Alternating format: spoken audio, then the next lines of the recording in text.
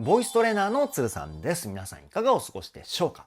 今回の動画はですね、SnowMan愛のせいでレックビデオ、こちらを見て歌声分析をしていきたいと思います。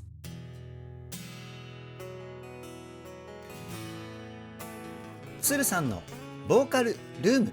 さあさあ、SnowMan の楽曲のですね、僕が大好きなレックビデオが SnowMan 公式 YouTube チャンネルにて公開されました。いや、ほんと大好きなんですよね、レックビデオ。もうどんどん公開してほしいっていう風にね、思っているんですけど、そして今回の SnowMan の愛のせいでを歌声分析してみたんですけれども、いや、この歌は反則です。もちろんいい意味でね、歌声の表現だったり感情の表現の仕方が今までよりもはるかに進化したレベルだったかなっていうふうに思います。過去最大の歌声なんじゃないかな。そういった部分をどこよりも丁寧に、そして細かくをテーマに歌声分析しておりますので、ぜひ動画の最後までお付き合いよろしくお願いします。そしてつるさんのボーカルルーム、SnowMan の歌声分析動画ももうそろそろ30本ぐらい歌声分析動画公開していると思います。そちらをですね、一つにまとめた再生リストっていうものもご用意しております。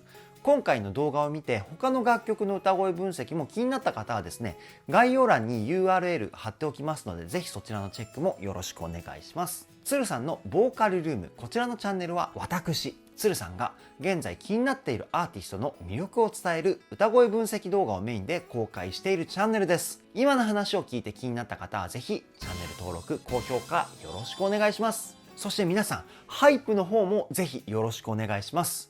お一人様1週間で3回ハイプができます。ただ、1回動画を見たら1回、2回動画を見たら2回といった感じでですね、その都度1回しかハイプできません。なのでぜひ皆さん3回見て3回ハイプしていただけたら嬉しいです。たくさんの方にハイプをしていただけると、この動画がですね、ハイプランキングというものにランクインすることができて、僕が思う SnowMan の歌声の魅力をですね、今まで紹介できていなかった方々にお届けすることができる可能性がぐんと上がりますので、ぜひご協力いただけたらなというふうに思います。それでは早速、SnowMan 愛のせいで歌声分析 GO!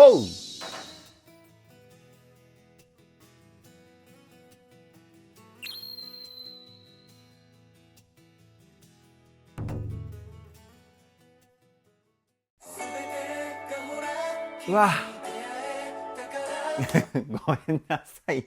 止めますね。最初からものすごく優しくて、どことなく物悲しいような雰囲気の歌声ですよね。それを SnowMan9 人全員で表現しているっていうところが素晴らしすぎますよね。いや、最初からめちゃくちゃ感動しちゃってるんですけど、さすが SnowMan、声でのチームワークも抜群ですよね。続きいきますよ。あ、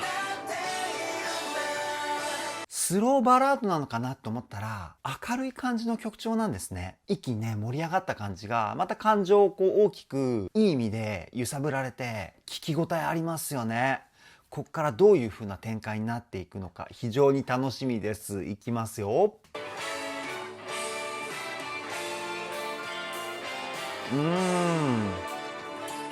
誰が来るんだろう。ここがイントロですよね。多分そろそろ歌い始めかと思うんですけど、最初は誰だろう。いきます。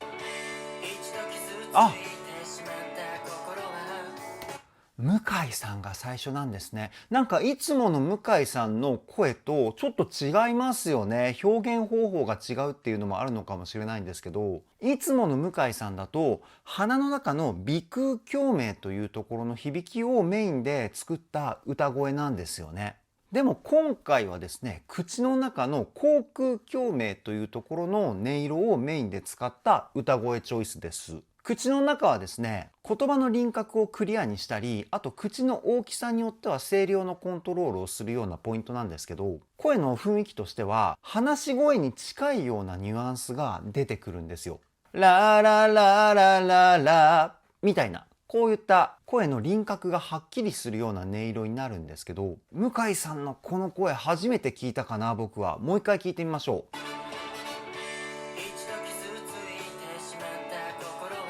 すごく新鮮な歌声ですね。で、どことなく悲しいような感情が歌声に入ってますよね。この悲しい気持ちを表現するためにこの声質をチョイスしたんじゃないかなっていうふうに僕は推測します。すごくいい声ですね。次いきますよ。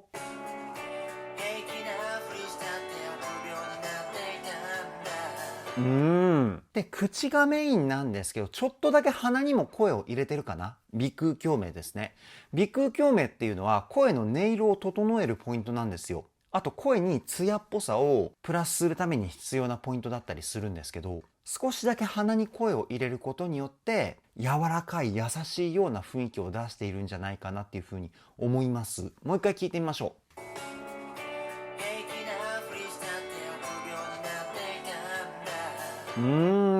いい声、いい声。悲しい雰囲気なんだけど、どことなく優しい雰囲気も感じれる素晴らしい歌声ですね。ものすごい声の表現力です。次いきますよ。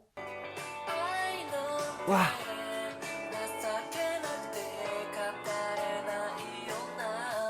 優しくて甘くていい声ですよね、阿部さんの声。阿部さんの声質から想像するに、なんかね、甘えてるような表現なのかな？可愛らしい声質がそういう風に感じたんですけど、で、阿部さんの声はですね、鼻の中の鼻腔共鳴が中心になってます。ちょっとだけ鼻声のニュアンスをですね、歌声に乗せたような、そんな歌い方かなっていう風に思います。もう一回聞いてみましょう。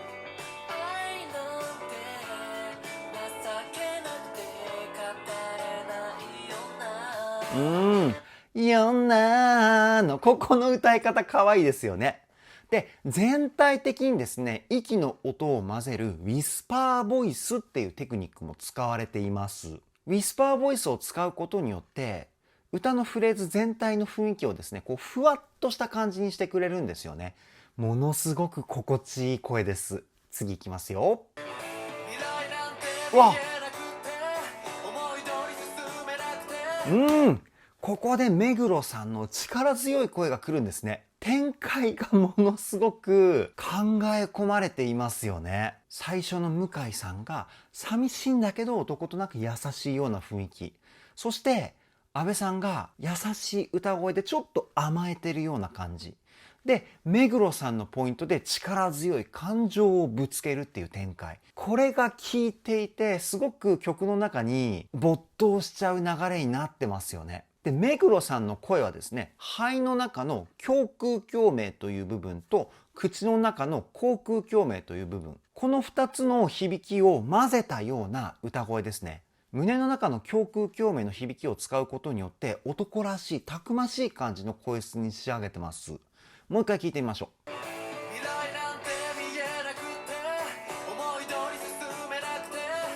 う。かっこいい声ですよね。で、この感じる力強さはですね、声を出すイメージ、ここがポイントになってます。声をどの方向に向けて歌うかっていうイメージなんですけど、目黒さんはですね、声を前方向に飛ばすイメージで歌を歌ってます。前方向に飛ばすイメージを持つと力強い声になって、後ろに引くような感じで歌うと柔らかい声になる性質があるんですよ。その辺をですね、うまくコントロールして目黒さん歌っていますね。次いきますよ。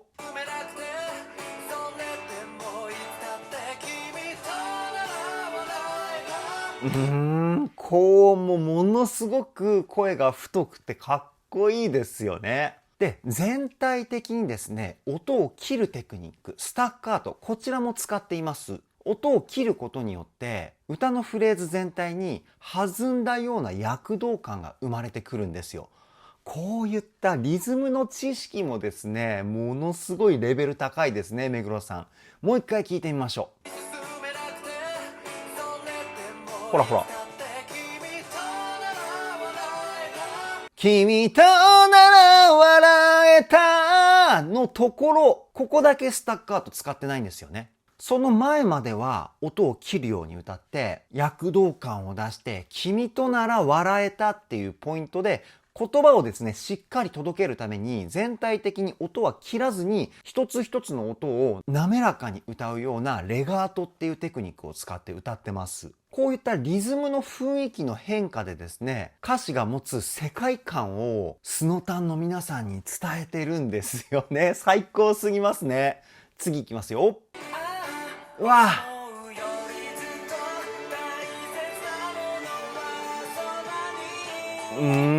深澤さんの歌僕大好きなんですよね。なんかいい意味で喜怒哀楽の感情を抑えたような歌い方をするじゃないですか。僕はねここに最高の美学を感じるんですよね。喜怒哀楽を抑えるからこそ歌詞が持つストーリー性がダイレクトに伝わってくるというか、伝わるかなこれ。もう一回聞いてみましょ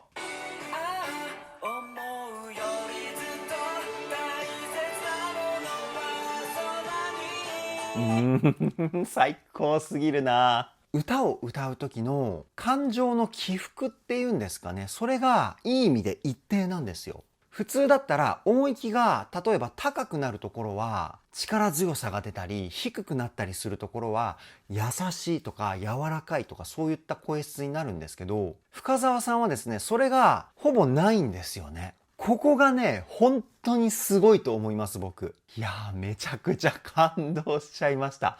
で深澤さんの声はですね口の中の口腔共鳴と鼻の中の鼻腔共鳴、この2つを中心に声質を作って後ろにクイッと弾くようなイメージで歌っていると思います。最高ですね。次いきますよ。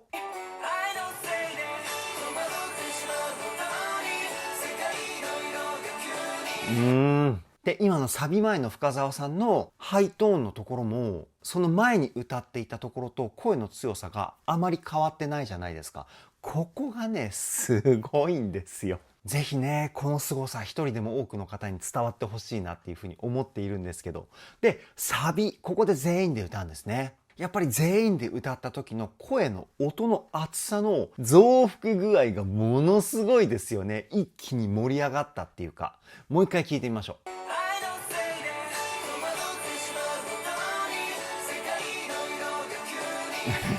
かっこいいな。もうちょっとね感動して涙目になってしまったんですけど、お見苦しい姿申し訳ございません。いやー素晴らしすぎますね。次いきますよ。あ、いいね。輝きのここの音がおしゃれですよね。ブルーノートって言われるジャズとかで使うような音階が一音一つの音だけポンって使われてるんですよね。ものすごいおしゃれ。もう一回聞いてみましょう。ほらほら。いいね。もう聞き入っちゃいますよね。素晴らしすぎて。次いきますよ。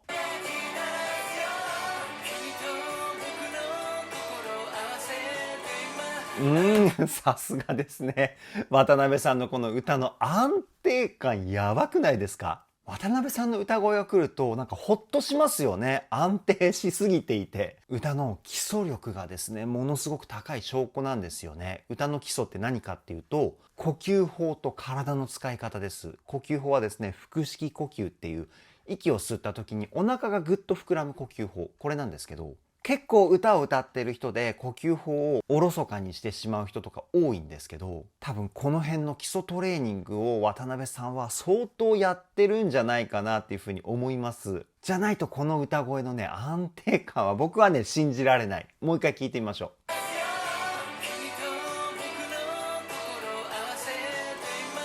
ほらほら。でこのまあとか君とのこのおーみたいなこのしゃくりって言われるクイッと音を引き上げるテクニックとなーみたいなこう投げ捨てるフォールっていうテクニック、この2つがですね渡辺さんよく使うテクニックなんですけど、めちゃくちゃワイルドでかっこいいですよね。で渡辺さんの声の出し方なんですけど、胸の胸腔共鳴が中心になっていて、その声を鼻に入れる、そんな感じの発声方法を使ってます。最高にかっこいい。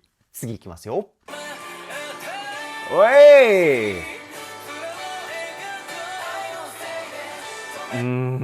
い、すごいね。で、渡辺さんのすごいところは、これ SnowMan の歌声分析動画を公開している時に毎回言ってるような気がするんですけど、音域がですね、変わっても声質が全く変わらないんですよね。これ実はものすごいことで、声の普通の状態だと、音が高くなると声質が細くなって、低くなると声が太くなる。これが普通なんですよ。でも渡辺さんって今聞いた高いところの声を聞いてもわかると思うんですけど、音域が変わっても全く声質変わらないですよね。これね、やばいんですよ。すごすぎます。で、どうやってるかっていうと、高くなればなるほど声を飛ばすイメージをですね、下に下げるんですよね。そうすると、高い音域でも胸腔鏡面の響きが使われやすいような体の状態になるので、声が細くなりにくいんですよ。で、低い声の時は逆ですね。低くなればなるほど、声のイメージを上に上げてあげる。そうすることによって、自分が使える音域全体の声質をですね、ある程度一定にすることができるんですけど、この辺のテクニックも渡辺さんはですね、最強レベルですごいです。もう一回聞いてみましょう。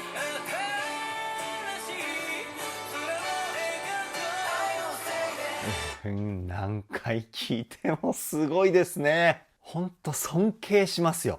次いきますね。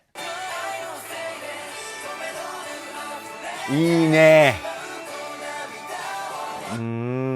やっぱ全員で歌うところね、ドキッとしちゃいますね。かっこよくて。こうソロパートと全員で歌うところが交互に来るってすごく聞き応えありますよね。声の音の厚さ的な変化だったり、やっぱり全員で歌ってる時の声のキャラクターと一人で歌ってる時の声のキャラクターってやっぱ変わってくるじゃないですか。こういったところでこうシーンが切り替わってるような感じがして、かっこいいなーってなっちゃいますね。次いきますよ。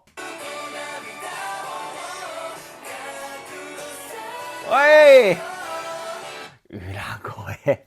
ものすごく綺麗ですよね。これ9人全員が美しい裏声を出していないとこの音色にはならないと思うんですよね。で、この裏声から感じられる声の響きはですね、頭を響かせるヘッドボイスっていう響きを SnowMan の皆さん使われてると思います。声を出すイメージとしては、声が上に上がってきて、鼻を経由して頭のてっぺんまで突き抜けていくみたいなイメージを持って歌う発声方法なんですけど、これを使うとですね、ものすごく歌声にこうキラキラしたような成分がですね、乗ってくるんですよ。ものすごく綺麗ですね。もう一回聞いてみましょう。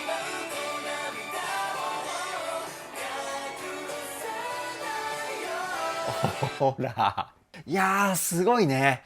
メンバー全員で同じ声を合わせる。これ最初にも言ったかもしれないんですけど、本当にものすごいことですよ。この一体感半端ないですからね。次いきますよ。あ、いいね。佐久間さんの声やっぱ美しいですよね。前よりもすごく声の奥行きが広がったような感じがするんですよね。で、コメントでスノタンの方から佐久間さんが最近歌のトレーニングに力を入れてるっていう風な情報をですね、以前教えていただいたんですけど、やっぱりその成果がですね、ものすごく出てるんじゃないかなって思います。以前よりも体もものすごくリラックスしていますし、声の響きのバランスもですね、以前は鼻中心だったんですけど、今はですね、その歌声に胸の響きが多く混ざってきてるんですよね。だから歌声の安定感もですね、ものすごくレベルアップしてると思います。もう一回聞いてみましょう。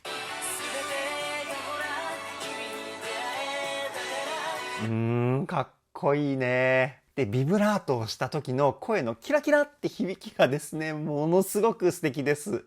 次いきますよ。いいね。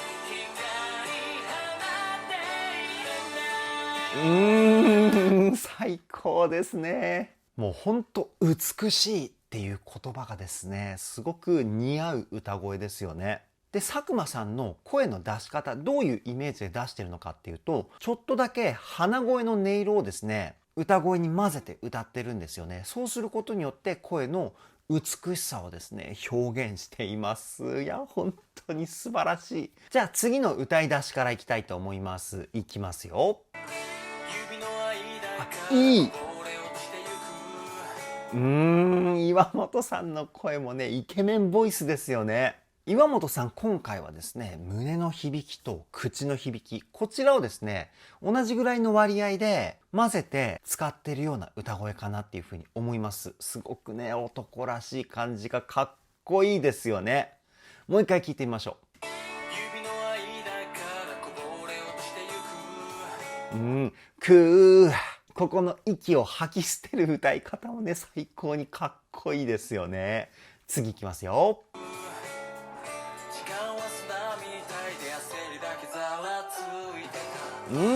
最後のついてた。このてたのところだけ鼻の鼻腔共鳴の音色を使ってるんですよね。やっぱりね、細かい声の音色コントロールが岩本さんはすごいんですよ。で、今回はこの声をチョイスしていますけど、ものすごくセクシーな R&B を歌うときは全く違う音色をチョイスして歌いますし、ラップをするときはまたラップ用のかっこいい声をチョイスしますし、本当に声質の引き出しがものすごく多いと思います。で、今回のこの声もですね、素晴らしすぎますよね。もう一回聞いてみましょ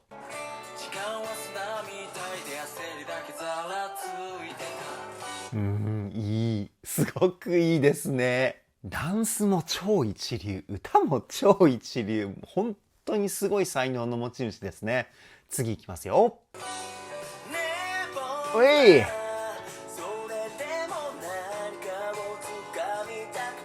舘様の声も素晴らしいですよね。で、舘様の声の出し方なんですけど、実は少し特殊な声の出し方をしていて、こう胸にですね、声を押し付けるような感じの感覚をキープしたまま歌ってるんですよね。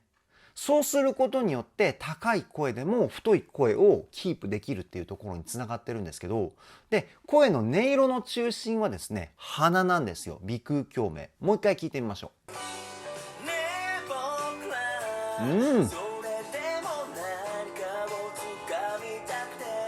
う。いいね。すごく綺麗な音色ですよね、歌声が。ねえ、僕らみたいな。僕がやるとこういう感じの声になるかな。すごくいい声ですよね。色気もものすごいしね。最高です。次いきますよ。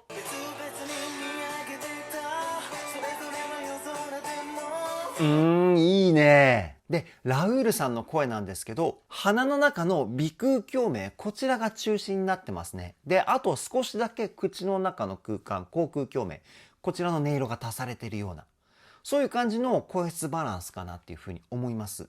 で、全体的に息の音が混ざっているウィスパーボイス。こちらで優しさを表現している感じですね。もう一回聞いてみましょう。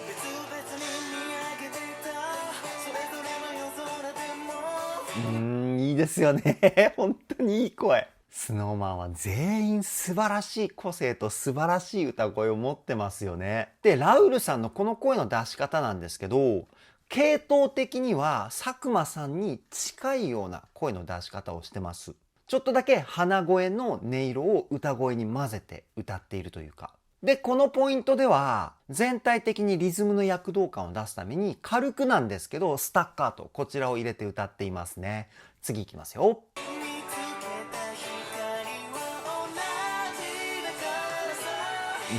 高音でもすごい声が柔らかいしね。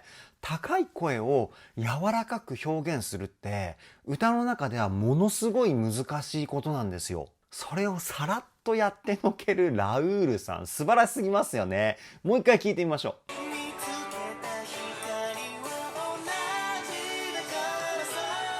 ほら、同じだからさのところ、めちゃくちゃ高いのに、すごくふわっとした雰囲気出してますよね。ここがすごいです。次いきますよ。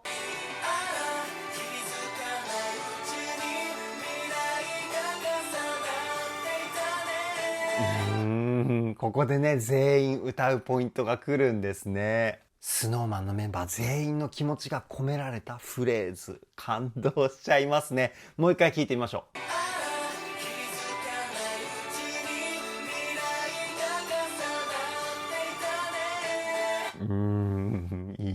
すごくいいですね。やっぱレックビデオいいですよね。レコーディングしてる姿がね、そのまま見れちゃうって僕ね、大好きですね。次行きますよ。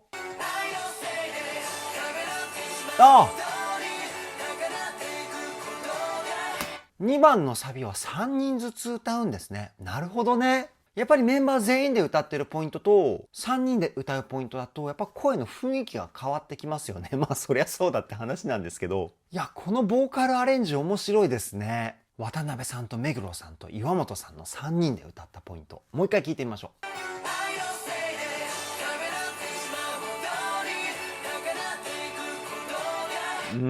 声が太くてかっこいいボーカルチームっていう感じですよね、この3人は。胸腔共鳴が中心の3人っていう。次、もうね、見えてますけど、次は、深澤さんとラウールさんと安倍さんの3人ですね。どんな感じの雰囲気になってるんでしょうか。行ってみましょう。優しい。なんか、そうだろうなって思いました。今ね、優しいって言った瞬間に。深澤さんの声も、ラウールさんの声も、安倍さんの声も、鼻が中心なんですよね。鼻腔共鳴中心。その鼻腔共鳴で声に優しさを乗せて歌っているっていうね、素晴らしい。もう一回聞いてみましょう。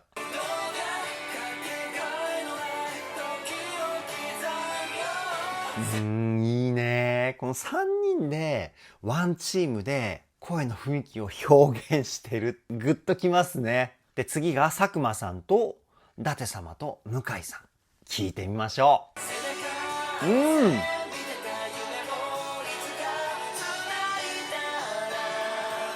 なるほどね。すごく力強い感じの歌声になってますよね。なんか前に突っ込んでいくような、そういった力強さを感じる歌声になってますね。いや、すごいな。もう一回聞いてみましょう。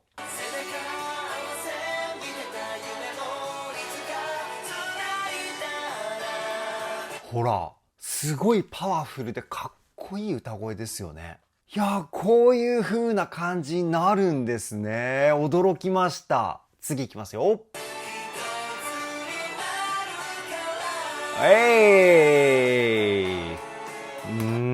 いね。ボーカルアレンジの幅が広いですよね。今回の愛のせいでは。ソロで歌うパート、3人で歌うパート、全員で歌うパートみたいな。バリエーション豊富ですね。で、ここから渡辺さんがソロで歌うのかな？聞いていきましょう。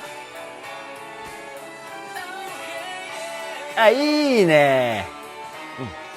そういうね、フェイク的な感じだったのか。こういう感想でのフェイクは渡辺さんポイントかなっていうふうにね、個人的に思ってるんですけど。じゃあ次いきますよ。なるほどね。今度は2人で歌うパートが出てきましたね。ほんとボーカルアレンジが今回バリエーション豊富で楽しいですね。で、ワンフレーズずつ歌いつないでいって、こういうパート割りだとすごくスピード感を感じますよね。かっこいい。次いきますよ。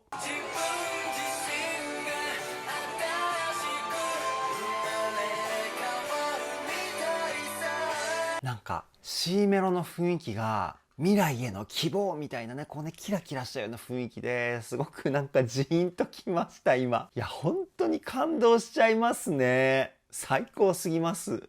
次いきますよ。うわ今のラウールさんの声が切なすぎましたね。最初に、っていうこの音が入ってるんですよ。これエッジボイスって言って、僕は個人的にラウールさんの得意技だっていうふうに思ってるんですけど、このって音が入ることによって切なさがですね、何倍にも増幅するんですよ。もう一回聞いてみましょう。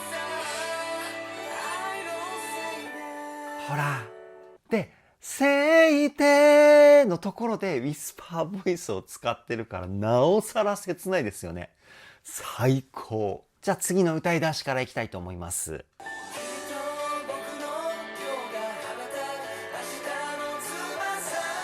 いや、こういう風にどういうボーカルアレンジでやってくるのかっていうのを想像するのもめちゃくちゃ楽しいですね。次いきますよ。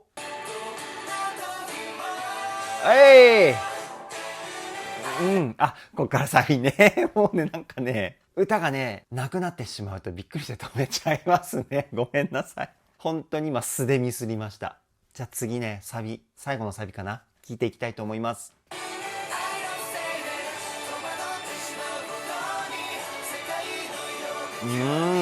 壮大。最後の大サビっていうことでね、曲の中で一番盛り上がってるポイントだと思うんですけど、バックに入ってるオーケストラのサウンドと、SnowMan のメンバー全員が歌ってる声の迫力がですね、いい感じで融合してものすごく感動を伝えてくれますよね。こういうオーケストラアレンジ僕ね大好きなんですよ。もう本当に今回の愛のせいで僕が大好きなポイントがですね、盛りだくさんで嬉しいです。続きいきますよ。輝き出すよ。これ高いですね。僕はね、今ね、ミックスボイスっていう地声と裏声の中間の声を使って歌ったんですけど、多分渡辺さんもここのポイントはミックスボイス使ってるんじゃないかなっていうふうに思います。めちゃくちゃかっこいいですよね。で、渡辺さんが高い声を出す時のこのね、唇をなんかこういう風にするのがめちゃくちゃかっこいいんですよ。もう一回見てみましょう。ほらほら、出すよーみたいな感じでこうね、下唇を口の中にこうグッて入れるような、僕がやるとね、ごめんなさい、変な感じになっちゃいますけど、渡辺さんがやるとめちゃくちゃかっこいいんですよね、これ。羨ましいです。次いきますよ。あ、いい。ここもワンフレーズつないでいく感じですね。安倍さん、深澤さん、そして次が佐久間さんってつながっていくんですね。いいですね。本当に楽しいですね。このパート割り。次いきますよ。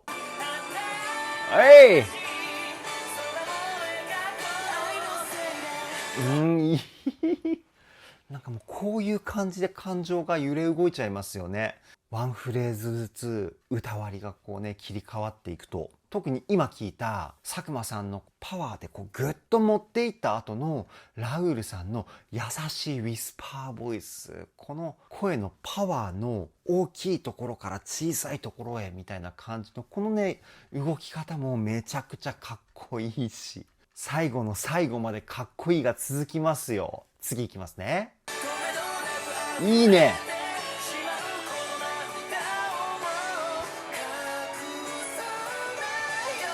伊達様、岩本さん、向井さん、この流れもいいですね。で、向井さん、今のポイントで、いつもの向井さんの声質をチョイスして歌ったかなっていうふうに思います。やっぱりこう、声で感情を大きく表現するポイントは、いつもの向井さんの声が表現されるのかな。向井さんも声のバリエーション豊富ですよね。次いきますよ。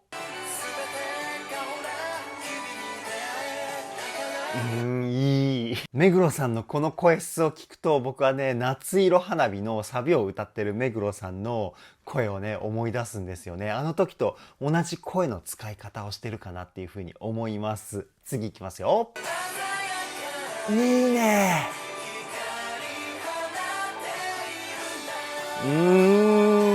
最後は全員で歌うっていう流れね。やっぱソロになってから次に行く時に全員で歌うことによって声の音の厚さがグッて広がって迫力に圧倒されちゃいますよね。いやーすごい、本当にすごいです。こっからアウトロになるのかな。聞いていってみましょう。あーいい。いいね。アウトロっぽいですね。せっかくなんで最後まで見ていきますね。あららら、かっこいい。いいね。これは、安倍さん。このね、レコーディングで使ってるヘッドホンなんですけど、ソニーの ST900 っていうタイプのヘッドホン。これレコーディングスタジオでは標準装備されてる1個ね2万円ぐらいするヘッドホンなんですけど、僕もね持ってます。何の話だって感じですよね。続きいきますよ。おい。SnowMan 終わりですね。いやー素晴らしすぎました。以上、SnowMan愛のせいで歌声分析はここで終了です。いやー、この歌は反則でしょう。すごく良すぎました。いつものSnowManとはまた違った感じの歌声でしたよね。表現方法も違えば、ボーカルアレンジ、ボーカルのパート割りもですね、いつもとは違った感じだったのかなっていうふうに思います。そしてこの表現を実現させるためのSnowMan一人一人の歌の基礎的な部分のレベルの高さ、そしてテクニック的のレベルの高さ、こういった部分がですね、ものすごく分かりやすかったんじゃないかなっていうふうに思います。そしてその歌声に乗った感情もですね、ものすごく伝わってきましたし、歌声分析中感動しちゃってね、ちょっとお見苦しい姿を見せてしまった瞬間とかもありましたが、それぐらい素晴らしい歌声だったかなっていうふうに思います。いや、本当にこのSnowManの歌の凄さをですね、多くの人に知ってもらいたいなっていう気持ちでいっぱいになりました。これからもSnowMan全力で追っていきたいと思います。それでは今回の動画はここで終わりです。動画の内容を気に入ってくださった方はチャンネル登録、高評価よろしくお願いします。ではでは、ボイストレーナーのつるさんでした。